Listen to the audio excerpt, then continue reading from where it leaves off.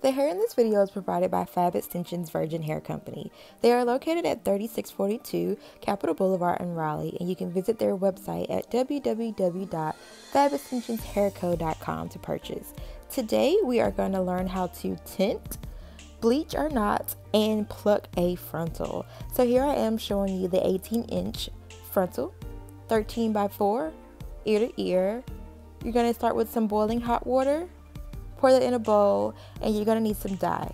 The dye I'm using is Clairol's Beautiful Collection in the color Darkest Brown. So you just eyeball the amount that you use, literally just maybe squeeze it once or twice, and then you take a spoon and stir it up until it's fully diluted. Once you're done stirring, submerge the frontal into the bowl. Be careful because remember the water is boiling hot. Just make sure you get all the frontal in. I'm using the end of my comb to make sure that I don't really burn my fingers. After that, I am covering it with a grocery bag just to contain the heat. I found that this trick really works just to keep it hot and at the right temperature. After the frontal has been sitting for 5 minutes, take it out and rinse it in cold water. You can either let it air dry or use a fan to speed up the process. Next, we are going to bleach our knots. I am using BW2 powder and a 40 developer. They can be purchased at your local beauty supply store or at Sally's. I am using 3 scoops of the BW2 powder. Be sure to wear gloves when handling these products. You don't want to irritate your skin in any way. Next, we are going to pour the developer in. And with this developer, you just kind of pour and stir and pour and stir until you reach the consistency that you want. You're not looking for something completely liquid. You're more looking for like a paste form. If you think about toothpaste and its consistency, that's kind of what we're going for. So I pour a little, I stir, then I pour a little more, and then I stir, and so I reach the consistency that I am happy with. And you will see, and I'll show you exactly what I mean when I say like toothpaste. Okay, so after 3 attempts, I have reached the consistency that I am happy with. As you see, when I stir, it just doesn't drip off of the spatula. It kind of holds or stays there. A few more stirs for perfection, and we are ready to get bleaching.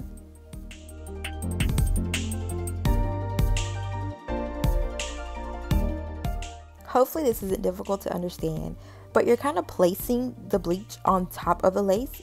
You're not spreading it thin so that it just soaks in. If you think about when you dye hair, you're trying to make sure that the dye absorbs in the hair fully. Here you are just simply placing the bleach on top of the lace. You know, just sit it on top of there. Don't spread it too thin, and you should be good. Make sure you cover enough of the lace or up to the hairline.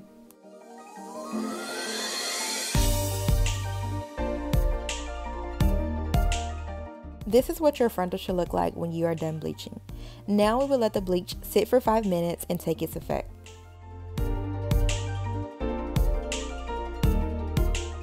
Once time has ended, you will rinse the hair in cold water. Shampoo and condition with your product of choice. I am using BioSilk shampoo and conditioner. I did learn through trial and error that I should have used a neutralizing shampoo prior to this. So the neutralizing shampoo would have just canceled out the bleach and actively made the product or chemicals stop working. So that is something I learned down the road, and you will see what I mean once we get a little further in the video.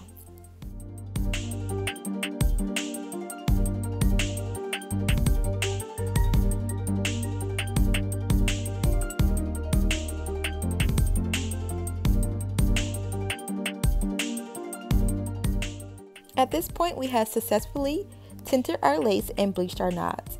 I am just combing through the lace with my fingers and just showing you that it matches my skin tone. Now, I chose a dye that works for my skin tone, which the dye was Darkest Brown. So this is a dark skin friendly bleaching tutorial. I apologize to my letter ladies, but the Lord just blessed me to be chocolate. However, you can still take key things from this video to use to customize your frontal. Next, we will move on to plucking. Always wet the hairline before you start plucking. Trust me, it will make things 10 times easier. Plucking is just like tweezing in a sense. Follow what I'm doing in this video to ensure a more realistic hairline. A good pair of tweezers is essential. Grip the hair and start plucking. So what you do is you just pick a spot, pull a little hair, and then continue on. You don't focus on one area for a long time because that will cause over plucking. Here you can see unplucked versus plucked. It looks a lot more natural. This is the pluck side. Moving on to step 2 of plucking. So you have to pluck behind the hairline to ensure that when you take out these baby hairs, because what I just combed down here, these are going to be my baby hairs. No, they are not cut yet, but I will cut them later when I style them. So you actually part behind what you just plucked and then pluck this part.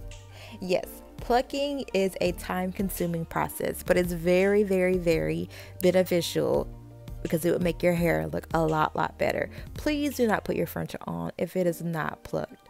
Hopefully you can see the technique a little better here. I know that the top part of this video is cut off, but once I part the second section, you will be able to see how I pluck. After I pluck a section, I always comb through it to take the hair that I just plucked out. It's just something I do. It's not required, but it just makes me feel better.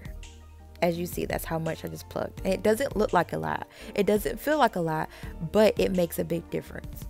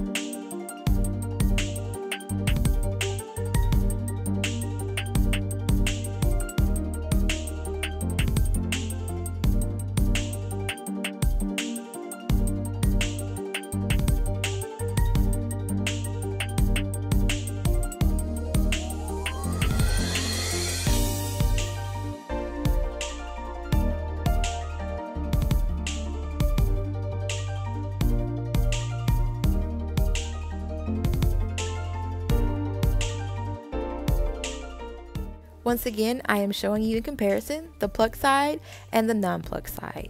We have successfully plucked half of our lace frontal.